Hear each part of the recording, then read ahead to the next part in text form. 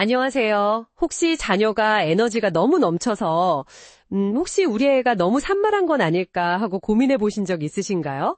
오늘은 바로 그 아이의 넘치는 에너지에 대해 좀 다른 각도에서 접근해 보려고 합니다.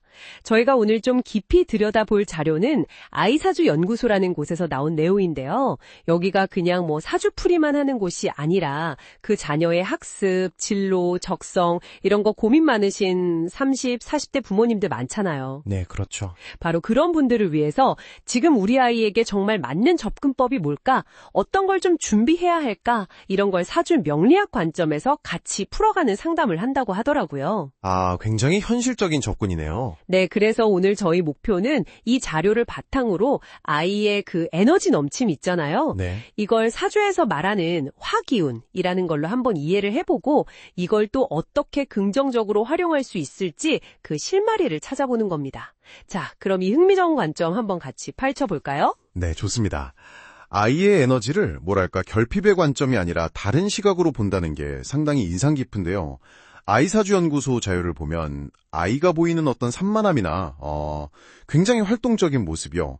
이게 때로는 양기운 과다, 특히 화기운, 그러니까 불의 에너지가 너무 강해서 그럴 수 있다고 설명을 해요. 아, 화기운이요? 네. 예를 들면 사주에서 아이의 어떤 핵심 에너지? 이걸 일간이라고 하잖아요. 네네. 뜨거운 에너지고요. 이런 불의 글자일 경우에 해당돼요. 혹은 아이 사주 원국, 그러니까 태어난 정보로 구성된 에너지 지도 같은 건데요.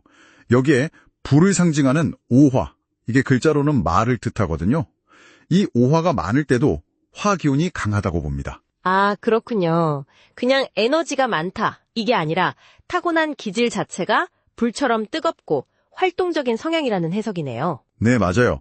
그래서 이런 아이들은 에너지가 워낙 풍부하니까 그만큼 활동적이고 생기가 넘치는 경우가 많다는 거죠. 그럼 때로는 가만히 앉아있기 좀 힘들어할 수도 있겠네요? 그렇죠.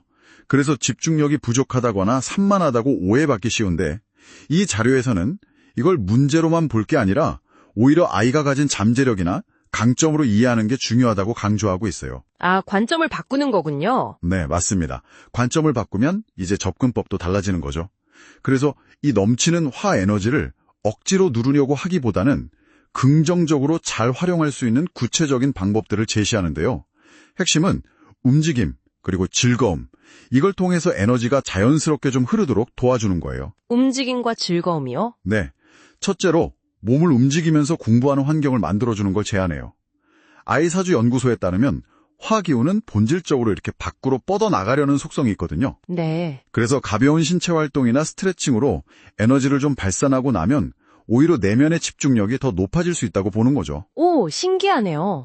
에너지를 써야 집중이 된다니? 이제 아니면 공부하다가 좀 집중력이 떨어진다 싶을 때 잠시 몸을 움직이는 시간을 갖는 거죠. 운동이나 춤 같은 활동적인 취미도 당연히 좋고요. 에너지를 이렇게 틀어 막는 게 아니라 오히려 자연스럽게 표현하도록 길을 좀 터주는 방식이군요.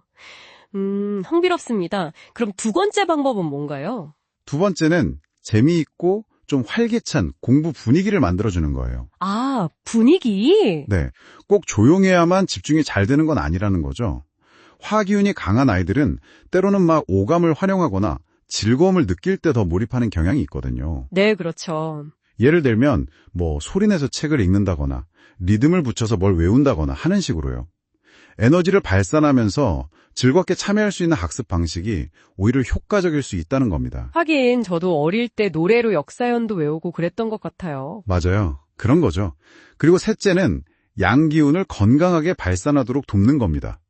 특히 이제 신체 활동을 통해서 에너지를 충분히 좀 분출할 기회를 주는 게 중요하다고 하는데요. 네. 이게 단순히 넘치는 에너지를 해소하는 것뿐만 아니라 감정을 조절하고 스트레스를 관리하는 데도 도움이 된다고 해요. 아, 정서적인 측면까지 연결되는군요. 그렇죠. 단순히 학습 기술 이런 걸 넘어서 아이의 어떤 정서적인 안정이나 성장에도 중요한 부분이라는 거죠. 듣고 보니까 결국 아이의 기질을 잘 이해하고 거기에 맞는 환경과 방식을 찾아주는 게 핵심인 것 같네요.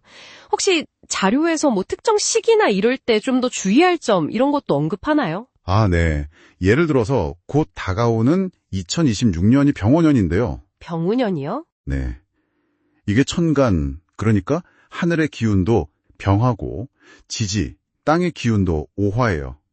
위아래가 다 아주 강한 불기운으로 이루어진 해거든요. 와, 정말 불의 해네요. 그렇죠. 그래서 이런 시기에는 원래 화기운이 강한 아이들의 에너지가 더욱 좀 증폭될 수 있으니까 아까 말씀드린 그런 방법들을 활용해서 더 적극적으로 에너지를 관리하고 긍정적으로 발산할 수 있도록 도와줄 필요가 있다고 덧붙이고 있습니다. 그렇군요. 시기적인 흐름까지 고려해서 아이의 에너지를 관리하는 거네요. 와, 오늘 아이사주 연구소 자료 덕분에 아이의 넘치는 에너지를 화기운이라는 새로운 툴로 이해하고 또 이걸 긍정적인 방향으로 이끌어줄 구체적인 방법들까지 살펴봤네요. 네. 여기서 우리가 한 걸음 더 나아가서 생각해 볼 지점이 있는 것 같아요. 단순히 에너지를 관리하는 걸 넘어서요. 아이가 타고난 이 강렬한 화 같은 에너지 있잖아요. 이 에너지를 미래의 어떤 분야에서 좀 특별한 강점이나 잠재력으로 확 꽃피울 수 있도록 우리는 어떻게 도울 수 있을까 하는 거죠. 아, 그 에너지가 오히려 강점이 될 분야를 찾아주는 거군요. 네, 그렇죠. 이 주문은 아이의 적성이나 진로를 고민할 때도 굉장히 중요한 실마리가 될 수 있겠습니다. 아이의 타고난 기질을 잘 이해하고 그 잠재력을 정말 최적으로 발휘할 방향을 찾는데 좀 더 깊은 통찰이 필요하시다면 오늘 저희가 함께 살펴본 아이사주 연구소의 관점이 좋은 참고 자료가 될 수 있을 것 같습니다.